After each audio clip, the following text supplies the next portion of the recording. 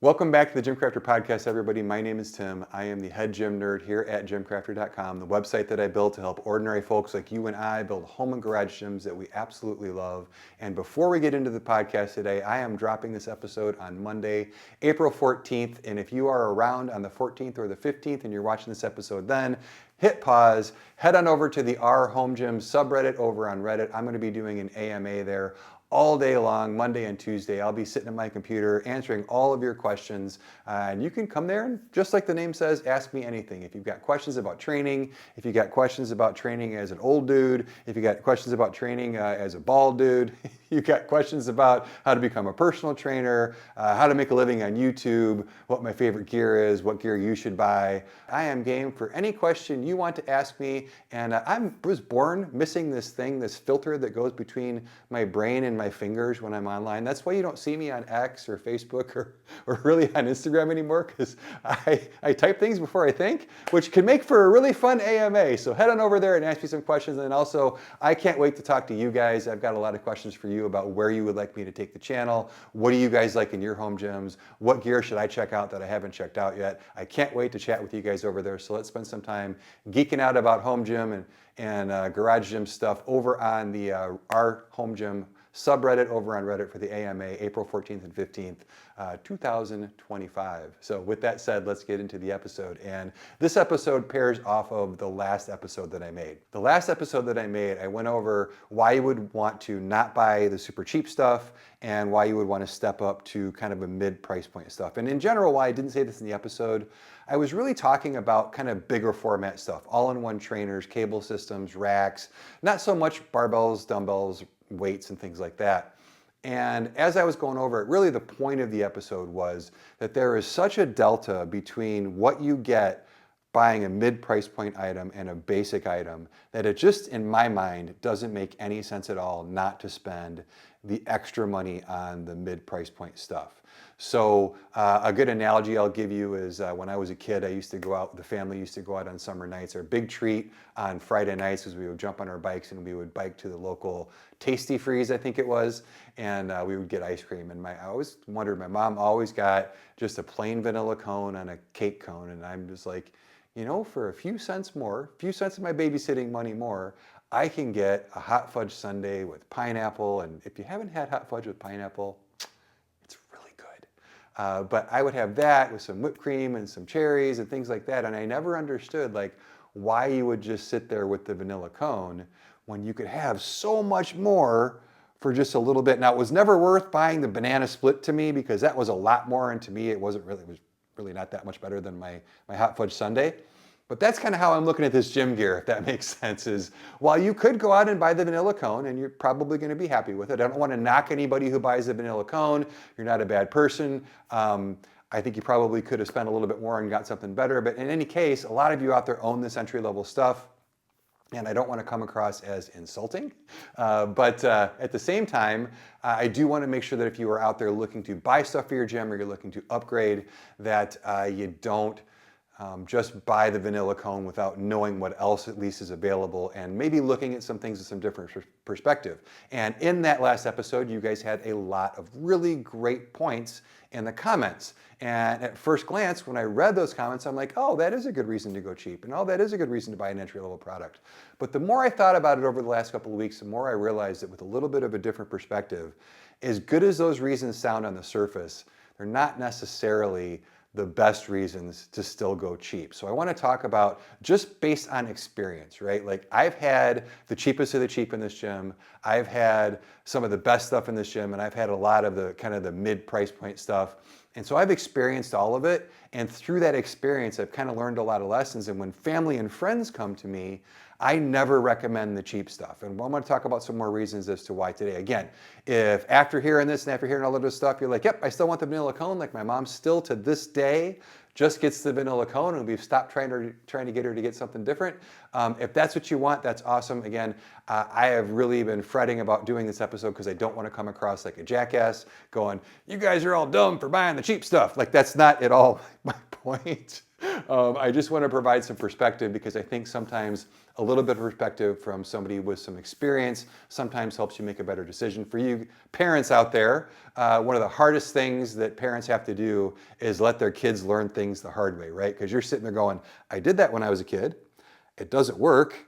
I know it doesn't work because I got hurt and ended up in the hospital when I tried it that way. But okay, Junior, if you want to try it that way, honey, go get the car ready. We're going to have to take Junior to the hospital in a minute. And unfortunately, you just got to let some people learn by experience. So, but hopefully, I can impart some of my very painful experiences to you guys, give you a little bit of perspective on why maybe going super cheap isn't always the best option. And then also sometimes maybe it is. So let's talk about your comments, what you put on the comments in that last one, the most common ones, and just some general thoughts and reflections on why those comments may or may not be applicable to some of you out there. And one of the first ones was a lot of you out there are used to working out in commercial gyms and you're thinking about dipping your toe into a garage gym or a home gym. And the reason why is you like, a lot of you anyway in the comments, like the social aspect of the gym. Like you like the fact that that's where your buddies are, that's where your friends are, that's your time away from the noisy household that you live in. Like you really like your time at the gym.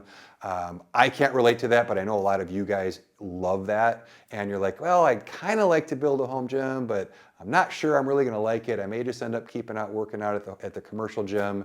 And you know, they have more equipment there than I'll ever have. And there's lots of reasons, right? So you're like, I'm just going to dip my toe. So I'm just going to buy something cheap so that if I decide I don't like it, then I'm not out a lot of money. And I completely understand that. That's one of those things that on the surface that sounds like it makes a ton of sense. And in some respects it does when we're talking about the small items, the weight plates, the barbells, even some dumbbells, some things you can find on Facebook Marketplace. It absolutely makes sense. But if you're talking about, hey, I want to try and recreate the gym that I go to at home, and the way that I'm going to do that is I'm going to buy one of these all-in-ones that have the Smith machine and the cables and things like that, but I'm not going to buy a nice one. I'm just going to buy one of these ones. And by the way, the prices of these things are going up fast, right? Like the lowest price ones I'm seeing now are like $1,800, $1,900, so you're not that far off from the better stuff. But what I would tell this particular person is if you're used to working out at a commercial gym, guys, you're gonna hate working out on this cheap stuff. If you wanna guarantee that you don't like the home gym thing, buy one of these cheap things if you're used to working out on nicer stuff. So really think about it. If you're, like I said, used to working out at a commercial gym and you're trying to dip your toe in the home gym space, think about what you're used to and what you're willing to sacrifice at home. Now, if you're like, hey, I don't care what it feels like, how it feels. I don't care if it's wobbly and rattly and isn't stable and walks across the floor and all that kind of stuff that comes with that less expensive gear. That's great. Just know that there's going to be a huge drastic difference between what you're used to and what you put in your house if you get that all-in-one that's just the cheaper thing. What I think is a better way for you to save money is to get yourself some nicer basic stuff. Get yourself a decent bench, get yourself a decent set of dumbbells, maybe some kettlebells. If you want to do barbell work, you can get like a decent like a 3x3 rack, just a basic 4-post rack with an inexpensive barbell. You don't have to spend a ton of money. You'll spend way less than that $1,600 or $1,700. Now you won't have all the functions that the all-in-one does, but what you'll be able to do is you'll be able to train at home on those days where either family obligations keep you from going to the gym, schedule keeps you from going to the gym. Maybe you're just not motivated to get in the car and drive to the gym and you're like, I'll just knock out a workout here at home. I think that's a much better way to kind of dip your toe into a garage gym if you're used to working out in a commercial gym. So there's some suggestions for you. Like I said, I understand at first glance, you're like, well, I don't want to spend a lot of money, but I want to get a lot of stuff. I want to try and recreate that garage, that commercial gym in my garage. And like I said, I know that sounds like it makes sense, but trust me, in the end, a lot of these things that I'm telling you guys today come from folks that I talk to on a regular basis. Now, I talk to a lot of people who are building their first garage gym, but I talk to a lot of people who are building their second garage gym for one of two main reasons. Either number one, they've outgrown what they have, right? They dipped their toe, they like it, and now they're gonna buy the nice thing, right? Which is kind of what the initial plan is, and it sounds like that's great, but in the end, now the resale value of that stuff that they bought is none. You can't look on Facebook Marketplace and look at these all-in-ones, these basic all-in-ones, you're going to get pennies on the dollar if you can even sell it. It's very hard to sell. Trust me, I've sold a few of them, and you don't get much for them, and it's real hard to do. If you dip your toe when you bought something nicer and it works out, you don't have to upgrade.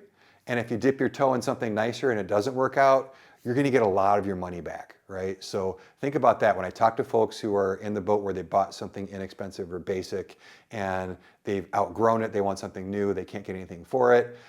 Or, like I said, they decide they don't want it and they're trying to sell it and now they can't get anything for it. The other people that I talk to is when they kind of just dip their toe and they buy that basic thing and it breaks and it disappoints them and they're like, oh, I knew I liked working out anyway, right? You went to the commercial gym all the time and they're like, I shouldn't have gone cheap. This thing crapped out on me. The Smith machine broke, the cable snapped, the pulley came out of its little holder. There's all kinds of things that I hear happen. Or people are just super unhappy that every time they rack a barbell, the whole rack shakes back and forth. There's lots of reasons I've heard for people replacing things.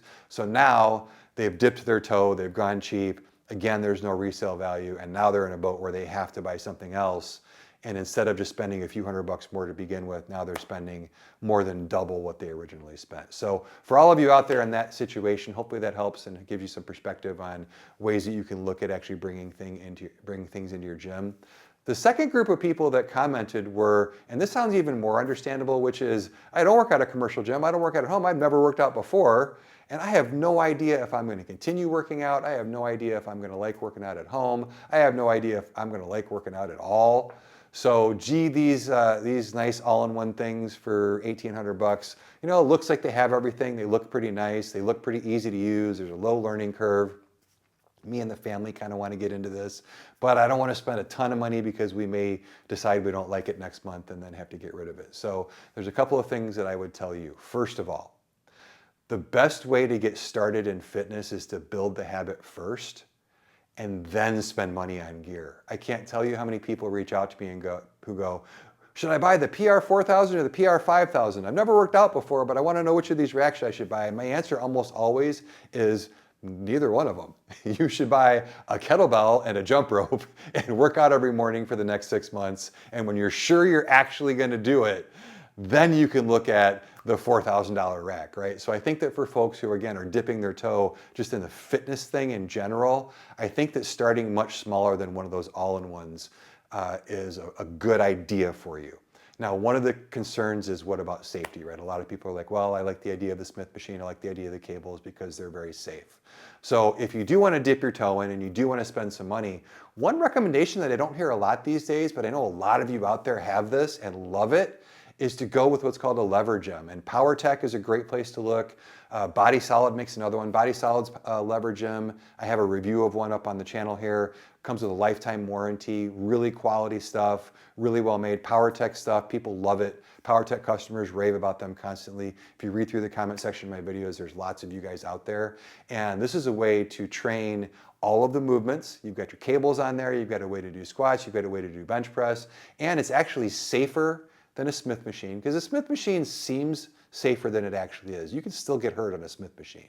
Lever gym, it's kind of hard to get hurt on one of those. So it's a very safe option. It's very easy to use. They typically come with a bunch of exercises you can do already laid out for you. And people tend to keep those a long time. They last a long time. And the cool thing is, if you dip your toe in and you decide you don't like it, you don't like working out, they've got some good resale value. So if you don't like working out at all, you can get a lot of your money back. If you decide that you like working out, but you want to maybe get something different and you want to move into a nicer rack with cables and a Smith machine, but not one of the budget ones, you can get a lot of your money back for those lever gyms.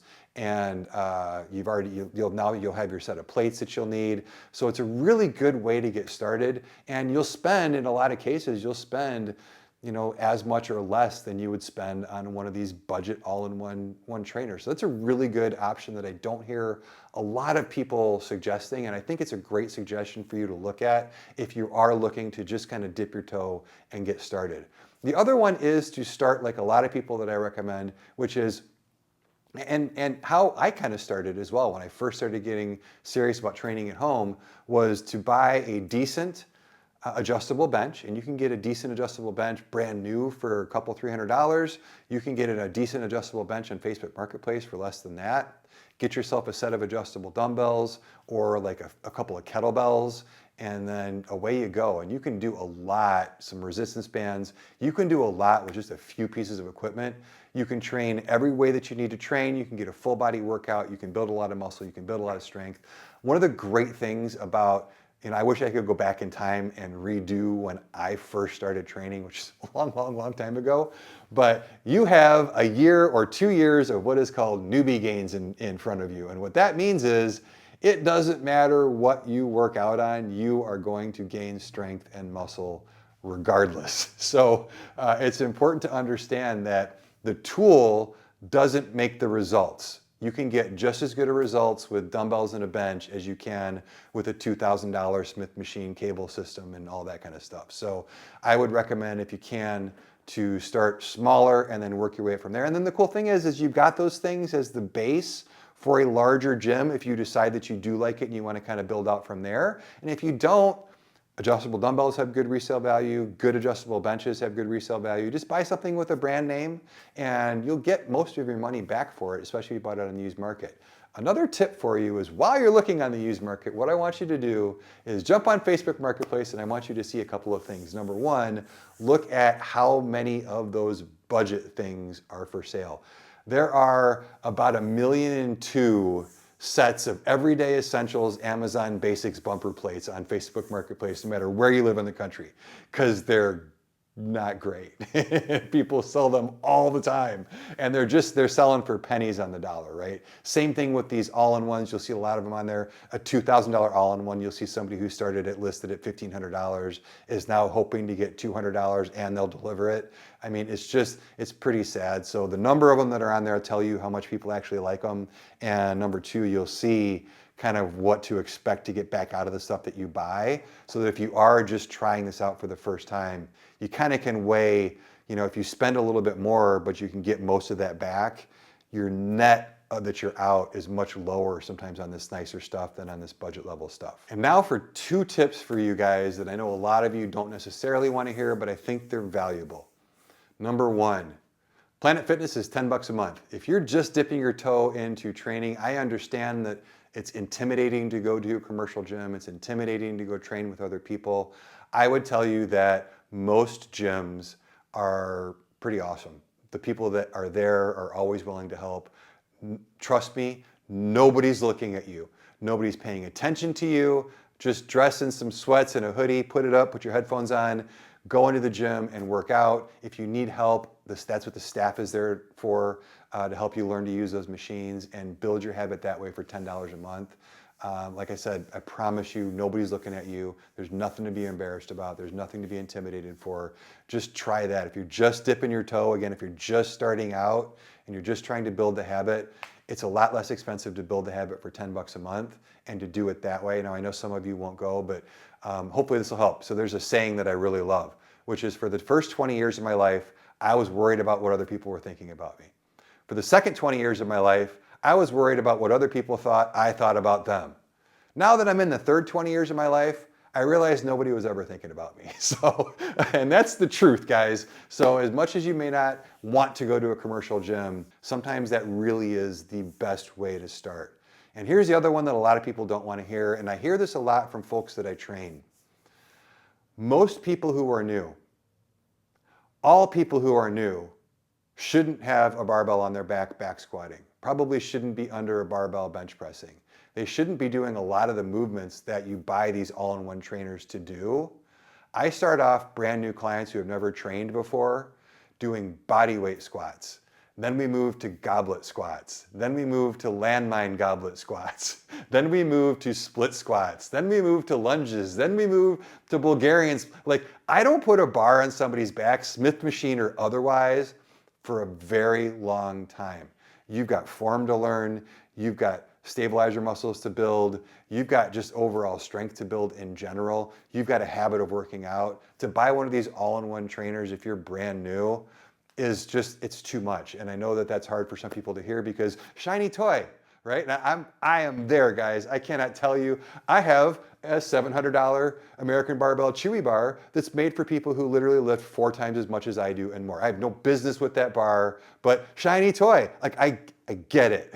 But if you're trying to save money, don't buy stuff that's just over your skill level, and just come to grips with the fact that maybe you shouldn't be back squatting Smith machine or not. So there's my overall kind of tips for people who are just dipping their toe. Hopefully that gives you some options other than buying the cheap thing. And again, I don't want to come across as a jackass. I don't want to come across, I probably already have, but I don't want to come across as you just don't buy those no matter what. And look, I'm not going to recommend them to my friends and family. I don't necessarily recommend them to you. But that said, if you want to get the vanilla cone, then get the vanilla cone and enjoy it and work out. Because in the end, to me, if that means you're working out regularly, to me, that's the most important thing. Way, way, way, way more than what equipment you get or how much money you spent or whether you're going to have to buy another thing down the road. To me, if you think that having that thing is going to make you work out more, and it actually does. Now I've got a story of 2 Bowflexes that I've owned in my life, which would tell you that it probably doesn't. But if it does for you, that's awesome. Go do you, and you get your thing, and no judgment here at all. I promise, even though it probably sounds like I'm being that way. But I don't want to come across that way. So all of you guys out there who have gone the less expensive route, as long as you're training every day, you rock. And that's really all that matters. Now, the next group of comments, there weren't a lot, but there were a few who were like, look, dude, I don't have a lot of money. This is what I can afford. I can't afford to spend more. I know you get a lot more. I saved up all week for my newspaper route, and all I can afford is the vanilla cone. So I'm just going to get the vanilla cone. And I totally get that.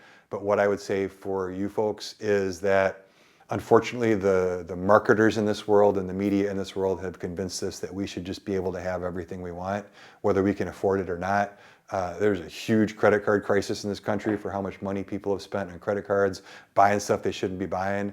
And again, when people talk to me about building a home gym and I find out that they're really literally can't afford stuff, guys, a home gym is a luxury. You can do body weight movements and get in shape. If your goal is to get in shape, and not just buy equipment. If that's your goal, you need to lose weight, you need to get stronger, you need to rehab from an injury. You can do that with body weight and resistance bands. You can absolutely do that. You can go to the park and do pull-ups and push-ups. There's lots of things you can do that don't cost any money. And unfortunately, sometimes you just need to go, I can't afford it, so I shouldn't buy it. It also is a good time to, again, Planet Fitness is like 10 bucks a month last time I looked. So that's a whole lot more affordable than trying to buy some of this inexpensive stuff with your last penny. So just as a quick aside to those folks, there's some other options for you besides spending money that you maybe should be spending on other stuff. Now that said, you can do a lot with 2 kettlebells, right? So I trained with a single kettlebell in my living room for almost a year. And man, I'll tell you what, if you can work out with a kettlebell for a year consistently, I promise you, you will notice changes in your body. Kettlebell swings, Turkish get-ups, push presses, cleans, snatches. There's so much that you can do with a kind of just a medium weight kettlebell. You can make a medium weight kettlebell feel very heavy depending on the movement that you're doing. So again, there's some simple implements that you can get if you're on a budget that won't cost you a whole lot, that'll allow you to train at home, that will allow you to save up money for stuff down the road. The same can be said again for a bench and some dumbbells. So that's another really, really good way to go about things if you just don't have the money. Now, just so you don't think that I'm dumping all over everybody who wants to buy one, there's actually one group of people who commented, and I kind of agree with you guys that it might be an okay reason to buy one of those inexpensive all-in-ones. That's this comment that I actually got quite a few times. Hey, I've got a family. I've got to buy something for all of us. I've got to buy something for me, my spouse, my kids. I need something that's safe, that, you know, half of them have never worked out before. I need something that I can be relatively sure that they're not going to get hurt on. I need something that's easy to use. I need something that they don't need somebody to teach them how to use it. I need something that's fun and has a lot of variety to keep them involved. Like, I got to be honest that some of those folks, when I talk to them in real life or when I see those comments, that's definitely one of those reasons to buy the vanilla cone. So the couple caveats I would give you is understand that you're buying something that you're probably going to have to replace in 5 years or less. So that would be the one caveat that I would tell you, is that this stuff will probably work for what you're buying it for. But it's going to wear out pretty quickly, especially if the whole family is using it. Expect it, and I would say 5 years on the long end. things are going to start to wobble and get loose and rattle and stretch and kind of come apart a little bit over those first 5 years. But as long as you're good with that and you're just like, hey, you know what, if in 5 years the family's still using it, I'm happy to spend the money and buy something else. Then I totally get that. So again, I don't want to be a Debbie Downer on everybody who wants to buy an inexpensive piece. I do think that that is one of the more reasonable reasons out there to look at some of this more inexpensive stuff. So there is, every product's got a customer, right? It just depends on what your needs are. And if those are your needs, that's probably not a bad reason to look at one of these less expensive all-in-ones if you've got all that going on. Now, the last point I want to bring up for you guys, and it's something that unfortunately, when I talked earlier about parents telling their kids not to do stuff because they've experienced those things themselves. So this is where I put on my dad hat. I don't have kids, but I've still got a dad hat. And that's, I have been pretty financially irresponsible in my life. I have been over $30,000 in credit card debt 3 times in my life. I have defaulted on student loans. I've had a car repossessed. I have been so far behind on rent in an apartment that it was cheaper for me to go rent a new apartment because the back rent and the next month's rent in my current place was this much, and the first and last month's plus security deposit on a new place is this much. So I just moved. So I wasn't always financially responsible. So I just want to point out that regardless of what you decide to do, just take it from me, somebody who's been there before. Even if you can afford the payments today, things can change in a heartbeat. Remember 2020. Things can change in a heartbeat, and debt is just not the right way to do it. This stuff is a luxury. You do not need any of this stuff in your garage gym enough to finance it, right? Like, you got to finance a house, I get it. You got to finance a car, I get it. You don't have to finance a squat rack, right? So again, not to sound like a jackass that I'm talking down to people, but take it from somebody has experienced the pain of debt. And keep in mind, the reason that we work out is to improve our health. And one of the single most detrimental things to your health is stress. And one of the single biggest stressors in all of our lives is debt. So please, please, please, whatever you decide to do, whatever level of stuff, whether you're buying the vanilla cone, whether you're buying the chocolate sundae, whether you're buying the banana split, just do it with cash. Please do it with cash. There's my dad hat moment. I'll take the dad hat off. And I'm done with that. So hopefully that helps you guys out, and hopefully that helps some of you who are out there trying to make a decision on what to buy, what to spend your money on, how much money to spend. And yeah, so that's all I've got for this podcast episode. And until the next one, or the next review, or if I see you in the AMA today or tomorrow, I am Tim with GymCrafter.